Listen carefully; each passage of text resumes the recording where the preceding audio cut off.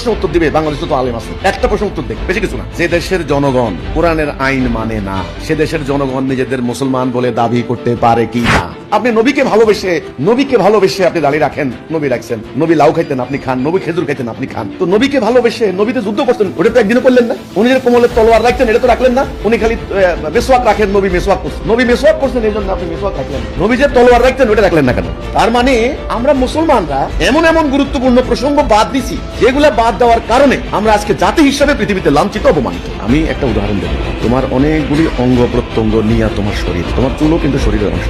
আচ্ছা, চুলটা যদি কেটে ফেলাই দাও, তুমি কি মারা যাবে? টাক মাথা দেখতে খারাপ, কিন্তু তোমার হার্ট, তোমার ফুসফুস, লাং, তোমার লিভার, এটা যদি একটা কেটে ফেলাই দিই, তুমি বাঁচবা? তাহলে তোমার লিভার আর তোমার চুল কি সমান? দুটোই শরীরের অংশ, সমান হইলো? আমরা মুসলমানরা এই কাজটা করছি। ইসলামের যেটা বেসিক আসল, যেটা বাদ দেওয়া যায় না, ওটা আমরা বাদ দিচ্ছি। কথাটা বুঝতে পারছি? আর যেটা অতিরিক্ত করলে সওয়াব হবে, ওটা ধরছি শব্দ। টেবিলের মধ্যে ভাতের বল দেয়, মজা লাগার জন্য লবণের বাটি দেয়, আমরা কি করছি? ভাতের বলটারে ফালাই দিচ্ছি, এবার লবণ খা বসে বসে। যেটা জরুরি, অত্যাবশ্যকীয়, প্রয়োজনীয়, আসল, আমরা ওইটা বাদ দিচ্ছি।